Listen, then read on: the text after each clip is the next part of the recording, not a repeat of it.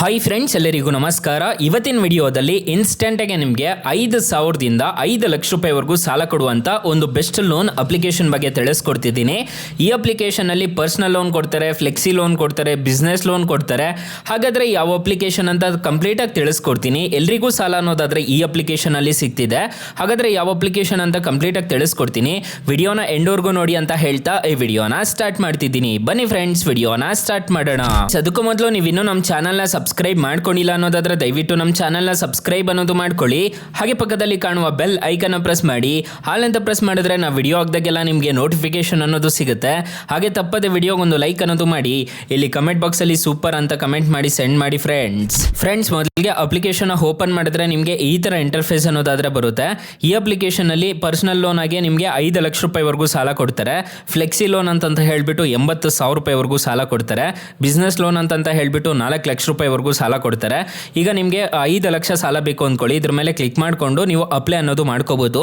ಇಲ್ಲಿ ನಿಮಗೆ address proof ಏನು, ಮತ್ತೆ ಇನ್ಕಮ್ ಪ್ರೂಫ್ ಕೊಡಬೇಕಾಗುತ್ತೆ, ಎಲಿಜಿಬಿಲಿಟಿ ಕ್ರೈಟೀರಿಯಾ ಏನು, ಮತ್ತೆ ಲೋನ್ ಅಮೌಂಟ್ ಎಷ್ಟರಿಂದ ಎಷ್ಟು ಕೊಡ್ತಾರೆ ಅಂತ ಹೇಳ್ಬಿಟ್ಟು ಇಲ್ಲೇ ಮೆನ್ಷನ್ ಮಾಡಿರ್ತಾರೆ, ನೋಡ್ಕೋಬಹುದು.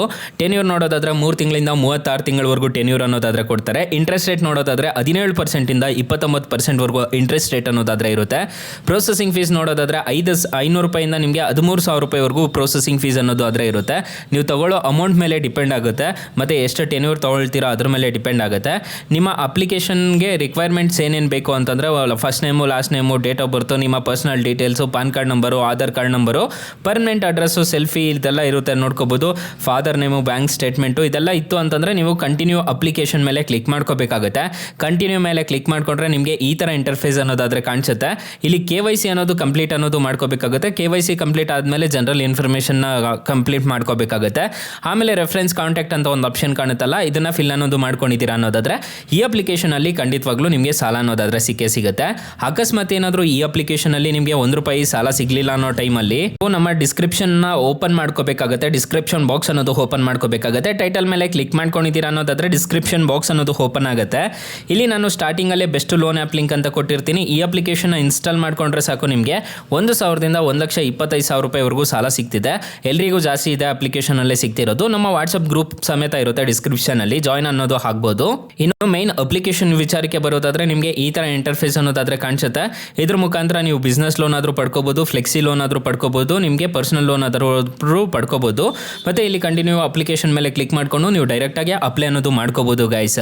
ಹಾಗಾದ್ರೆ ಈ ಅಪ್ಲಿಕೇಶನ್ ಅಲ್ಲಿ ಎಷ್ಟೆಷ್ಟು ಇಂಟ್ರೆಸ್ಟ್ ರೇಟ್ಸ್ ಇರುತ್ತೆ ಅಂತ ತಿಳಿಸ್ಕೊಡ್ತೀನಿ ಬನ್ನಿ ಫ್ರೆಂಡ್ಸ್. ಈ ಅಪ್ಲಿಕೇಶನ್ ಅಲ್ಲಿ ನಾನು ಮೊದಲೇ ಹೇಳ್ದಂಗೆ 1,000 ರೂಪಾಯಿಂದ ನಿಮಗೆ 5 ಲಕ್ಷ ರೂಪಾಯಿವರೆಗೂ ಸಾಲ ಅನ್ನೋದಾದ್ರೆ ಈ ಅಪ್ಲಿಕೇಶನ್ ಅಲ್ಲಿ ಕೊಡ್ತಾರೆ.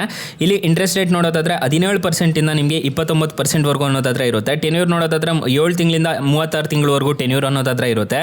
APR ರೇಂಜ್ ನೋಡೋದಾದ್ರೆ 17% ಇಂದ 45% ವರೆಗೂ ಅನ್ನೋದಾದ್ರೆ ಇರುತ್ತೆ.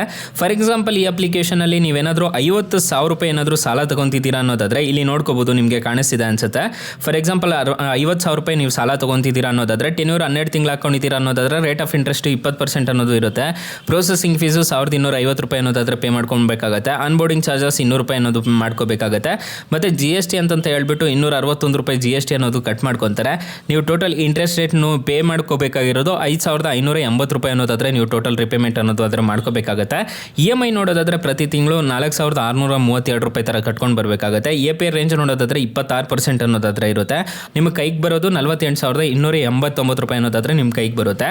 ಏಜ್ ಬಂದ್ಬಿಟ್ಟು ನಿಮಗೆ 21 ವರ್ಷ ಆಗಿರಬೇಕು ಅಂತ ಹೇಳಿದ್ದಾರೆ. ಮಂತ್ಲಿ ಇನ್ಕಮ್ ಬರ್ತಿರಬೇಕು ಅಂತ ಹೇಳಿದ್ದಾರೆ. ಅಪ್ಲಿಕೇಶನ್ ಲಿಂಕ್ ನಾನು ಡಿಸ್ಕ್ರಿಪ್ಷನ್ ಕೊಟ್ಟಿರ್ತೀನಿ. ಇಲ್ಲಾಂದ್ರೆ ನಿಮ್ಮ ಪ್ಲೇಸ್ಟೋರ್ಗೆ ಬಂದ್ಬಿಟ್ಟು ಕ್ರೆಡಿಟ್ ಬಿ ಅಂತ ಸರ್ಚ್ ಮಾಡಿದ್ರೆ ಸಿಗುತ್ತೆ.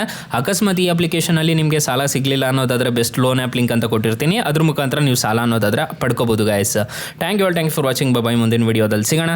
ಜೈ ಹಿಂದ್.